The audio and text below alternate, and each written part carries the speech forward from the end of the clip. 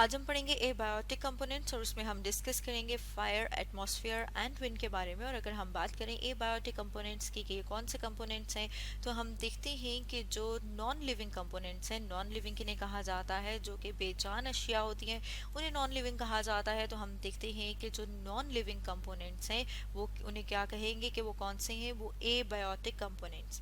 और उसमें हम सबसे पहले बात कर लेते हैं फायर। फायर जिसे कि आग कहा जाता है, वो किस वजह से हो सकती है? वो हो सकती है लाइटिंग की वजह से, मतलब ये कि जब रोशनी चमकती है तो उसकी वजह से, वोल्केनिक एक्टिविटी की वजह से जो आतिशफशां पहाड़ फटते हैं। इसके अलावा हम देखते हैं म्यूचुअल फ्रिक्शन ट्रीज की, जिसमें बैम्बो है, या फिर इंसान मतलब ह्यूमन जो है उसकी वजह से, कहीं ह्यूमन जो है वो भी फायर लगा सकते हैं। और उसके साथ साथ अगर हम डायग्राम देखें, जैसे कि हमने बात की थी कि फायर किस किस तरह से हो सकती है, लाइटनिंग की वजह से हो सकती है, जैसे यहाँ पर हम डायग्राम देख रहे हैं लाइटनिंग की। इसके साथ साथ हम देख रहे हैं डायग्राम किसकी, वोल्केनिक एक्टिविटी, जिसमें हम देख रहे हैं कि आतिशफशां पहाड़ जो है वो फटा है और उसमें से लावा निकल रहा है। तो इस तरह की जो एक्टिविटी है उसे कहा जाता है वोल्केनिक एक्टिविटी। अब इसके साथ साथ फर्दर हम देखेंगे जो फायर है उसकी वजह से और चेंजेस क्या आते हैं हमारे इकोसिस्टम में।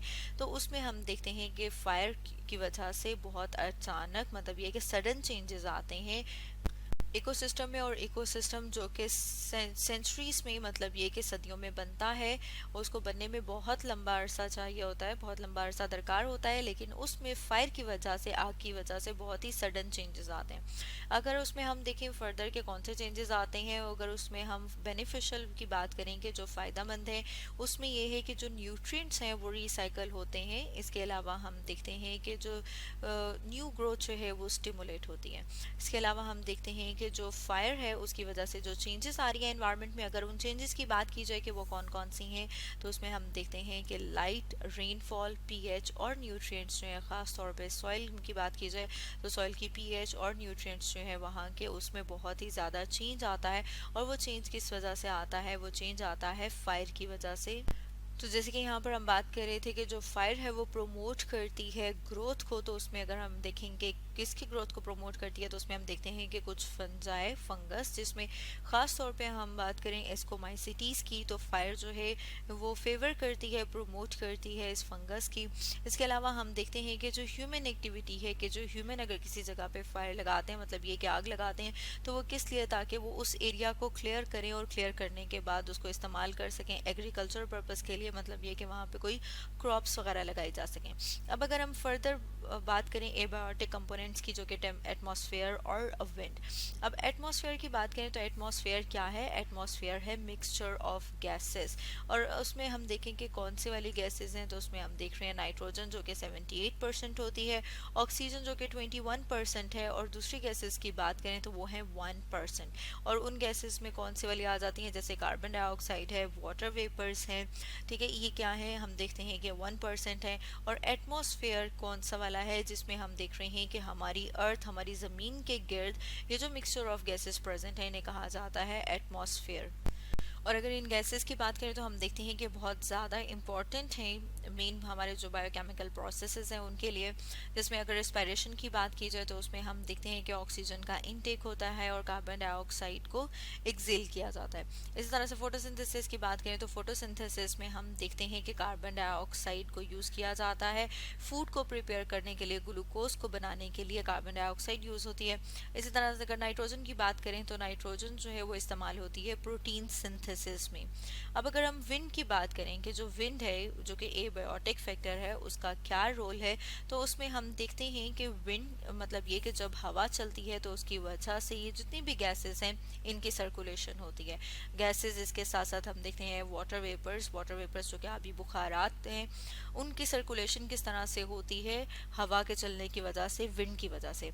इसके साथ साथ हम देखते हैं कि जब हवा चलती है, मतलब ये कि विंड की वजह से डिस्पर्सल होता है स्पोर्स का, सीड का, मतलब ये कि जो बीज हैं जो एक जगह से दूसरी जगह पर ट्रांसफ़र किए जाते हैं, भेजे जाते हैं, वो किस वजह से होते हैं? विंड की वजह से। इसके अलावा जो माइक्रो ऑर्गेनिजम्स हैं उनकी डिस्ट्रीब्यूशन होती है। हम देखते हैं कुछ दरख्तों की जो शाखें हैं, ब्रांचेस हैं, वो टूट जाती हैं, उनका ब्रेक डाउन होता है, वो भी विंड की वजह से।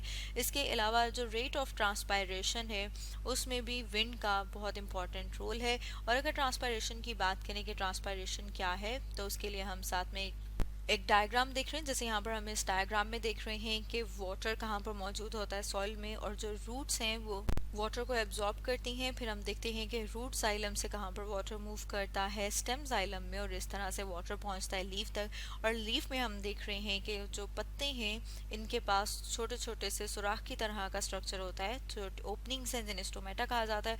और ओपनिंग से जो वाटर इवेपोरेट होता है, वाटर जो यहाँ से जाता है in the form of vapours, vapours की फॉर्म में जो यहाँ से वाटर जाता है, और उसे क्या कहेंगे कि कौन सा प्रोसेस है, इसे कहा जाता है ट्रांसपायरेशन। जैसे हम यूँ भी कह सकते हैं कि जो इवेपोरेशन होती है from the surface of leaf, leaf की सरफेस से जो वाटर एवेपोरेट होता है, और वो कहाँ से एवेपोरेट होता है, स्टोमेटा से, उस प्रोसेस को कहा जाता है ट्रांसपायरेशन। तो ये सब चीज़ें किसके ऊपर डिपेंड करी हैं, ये डिपेंड करती हैं विंड की वेलोसिटी के ऊपर। इसके साथ साथ हम देखते हैं कि जो विंड है उसका बहुत इंपॉर्टेंट रोल है, इन्फ्लुएंस है एनिमल्स के ऊपर भी। एनिमल्स जो फ्लाई करते हैं, उड़ते हैं, उनकी माइग्रेशन, माइग्रेशन कहते हैं एक जगह से दूसरी जगह पे जाना। तो हम देखते हैं कि बहुत सारे एनिमल्स जो हैं वो माइग्रेट करते हैं, तो वो किसके ऊपर डिपेंड करता है, वो भी विंड, मतलब विंड जो है वो भी एक बहुत इंपॉर्टेंट फैक्टर है माइग्रेशन में। इसके अलावा हम देखते हैं कि ये जो विंड है ये रिस्ट्रिक्ट कर देती है टिम्बर लाइन को। जब हम हाई एल्टीट्यूड की बात करते हैं, मतलब ये कि जब हम ऊंचाई की बात करते हैं, जैसे कि पहाड़ है, जिस तरह ऊपर ऊपर जाते जाएंगे, जितना हाई एल्टीट्यूड होगा तो वहाँ पर टिम्बर लाइन जो है वो कम होती जाएगी। अब अगर टिम्बर लाइन की बात की जाए कि टिम्बर लाइन क्या है, तो हम कहते हैं ये वो जियोग्राफिकल बाउंड्री है जिसके बाद, मतलब अगर जिस बाउंड्री का कहते हैं एक लाइन जैसे कि ड्रॉ कर दी गई है कि उसके बाद आगे जो ट्रीज हैं वो ग्रो नहीं कर पाते। और ये जो फैक्ट है, इस फैक्ट की वजह से हम देखते हैं कि जो वो वाली जगह हैं, वो वाले एरियाज हैं जहाँ पर विंड का एक्सपोजर ज़्यादा होता है, मतलब ये कि जहाँ पर हवा ज़्यादा चलती है, वहाँ पर जो ट्रीज मौजूद होते हैं उनकी जो रूट्स हैं, जो उनकी जड़ें हैं, उनकी जो शूट्स हैं, जो ऊपर उनका तने है, उनका जो रूट सिस्टम और शूट सिस्टम है वो बहुत ही मजबूत, बहुत ही स्ट्रॉन्ग होता है। इसके अलावा अब अगर हम विंड की मूवमेंट की बात करें कि जो विंड है वो हमारे अर्थ पे किस तरह से मूव करती है, तो उसमें हम देखते हैं कि वो मूव करती है पोल से इक्वेटर की तरफ। और उसके लिए अगर हम साथ में एक डायग्राम देखें, तो जैसे कि यहाँ पर हम अपने सामने डायग्राम देख रहे हैं, ये जो एरो है ये क्या शो कर रहे हैं, पोल्स को, और ये जो लाइन है ये शो कर रही है इक्वेटर को। तो हम देख रहे हैं जो विंड है वो किस तरफ से मूव करती है, वो पोल से इक्वेटर की तरफ मूव करती है। इसके साथ साथ हम देखते हैं कि जो एटमॉस्फेरिक प्रेशर है वो डिक्रीज होता जाता है जब हम हाई एल्टीट्यूड की बात करते हैं। हाई एल्टीट्यूड मतलब ये है कि जैसे जैसे ऊंचाई की तरफ जाएंगे वैसे वैसे एटमॉस्फेरिक प्रेशर जो है वो कम होता जाएगा। जब एटमॉस्फेरिक प्रेशर कम होता जाएगा तो इसका मतलब है कि वहाँ पर जो ऑक्सीजन की मिकदार है या ऑक्सीजन की अवेलेबिलिटी है वो कम हो जाएगी, उतनी ऑक्सीजन नहीं अवेलेबल होगी जितनी कि हमें मैदानी इलाके में मिलती है। ठीक है, इसलिए हम कहते हैं कि ये किसको अफेक्ट करता है, ये अगर ऑक्सीजन कम होगी तो इसका मतलब है कि वहाँ पर जो एनिमल्स हैं वो भी कम मिलेंगे। अगर ऑक्सीजन की अवेलेबिलिटी कम है तो एनिमल्स की अवेलेबिलिटी भी कम होगी हाई एल्टीट्यूड पे। इसके साथ साथ हम देखते हैं कि जब रिड्यूस एटमॉस्फेरिक प्रेशर होगा, जब एटमॉस्फेरिक प्रेशर कम होगा तो उसकी वजह से हम देखते हैं कि एयर की डेंसिटी कम होगी। मतलब ये कि एयर में जो मॉइस्चर है, जो वाटर वेपर्स हैं वो कम होंगे। जब एयर में वाटर वेपर्स कम हो जाएंगे तो उसकी वजह से जो रेट ऑफ ट्रांसपायरेशन है वो इंक्रीज हो जाएगा। ट्रांसपायरेशन, जैसे कि हमने पहले भी बात की थी कि ट्रांसपायरेशन क्या है, वो प्रोसेस है जिसके ज़रिए से वाटर वेपर्स जो हैं वो मूव करते हैं, कहाँ से, लीफ की सरफेस से स्टोमेटा के थ्रू बाहर। अब अगर हम बात करें कि बाहर जो है वहाँ पर फॉर एग्जांपल हम डार्क कलर से यहाँ पर डॉट्स लगा लेते हैं कि क्या शो करें, ये शो करें हैं वाटर वेपर्स को या मॉइस्चर को। अगर मॉइस्चर जो है वो बाहर कम होगा, अगर मतलब एटमॉस्फेरिक प्रेशर कम है हाई एल्टीट्यूड पे, तो इसका मतलब है कि वहाँ पर जो मॉइस्चर है वो कम होगा। और हम देखते हैं कि वाटर क्या मूव करता है from higher concentration to lower concentration.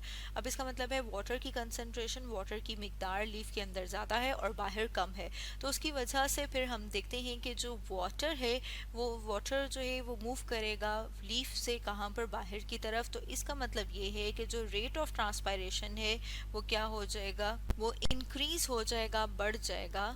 इस तरह से हम देखते हैं कि जो नेचर है वो इस इफेक्ट को किस तरह से बैलेंस करती है, किस तरह से न्यूट्रलाइज करती है। तो वो हम देखते हैं कि जैसे जैसे हाई एल्टीट्यूड पे जाते हैं साथ साथ टेम्परेचर क्या होता जाता है, कम होता जाता है। तो इस तरह से नेचर जो है वो बैलेंस करती है ताकि रेट ऑफ ट्रांसपायरेशन जो है वो बहुत ज़्यादा ना हो। तो स्टूडेंट्स आज हमने डिस्कस किया एबायोटिक कंपोनेंट्स में फायर, एटमॉस्फेयर एंड विंड को।